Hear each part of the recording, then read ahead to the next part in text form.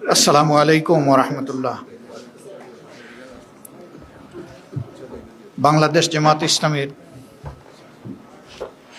সম্মানিত নির্বাচিত জাতীয় সংসদ সদস্যবৃন্দের প্রথম এই অধিবেশন, এই বৈঠকে উপস্থিত জামাত ইসলামীর সম্মানিত কেন্দ্রীয় নেতৃবৃন্দ,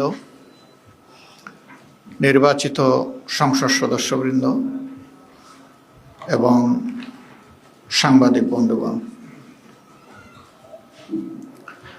আমি আল্লাহ তাআলার শুকরিয়া আদায় করছি। দীর্ঘ প্রতীক্ষার পর দেশে একটি নির্বাচন অনুষ্ঠিত হয়েছে এই মাসের 12 তারিখ।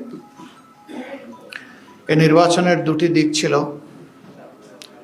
একটি ছিল জন আকাঙ্ক্ষা পূরণে প্রত্যাশিত সংস্কারের জন্য গণভোট, আর দ্বিতীয়টি ছিল সরকার গঠনের জন্য ভোট।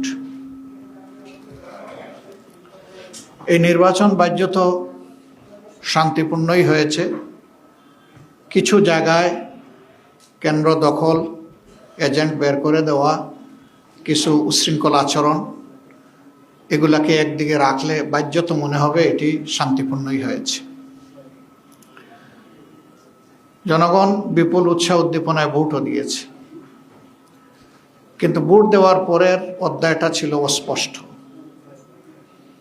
সেখানে বেশ কিছু অনিয়ম হয়েছে, এই ব্যাপারে আমরা কনসার্ন ব্যক্ত করেছি। এগুলাকে আমরা একদিকে রেখে দিচ্ছি। এই সব কিছু রেখেও আমরা জনরায়কে সম্মান করে এই সংসদে যাওয়ার আমরা আল্লাহর উপর ভরসা করে সিদ্ধান্ত নিয়েছি,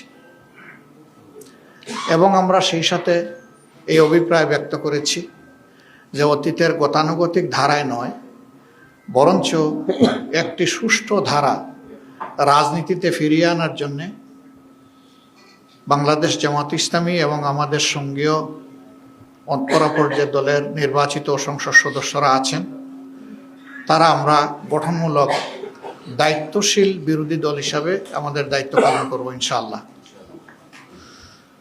প্রত্যেকটি ন্যায়সঙ্গত ব্যাপারে আমাদের সহযোগিতা সমর্থন থাকবে, কিন্তু দেশ এবং জাতির কোনো ক্ষতি হলে অবশ্যই আমরা প্রতিবাদ করব।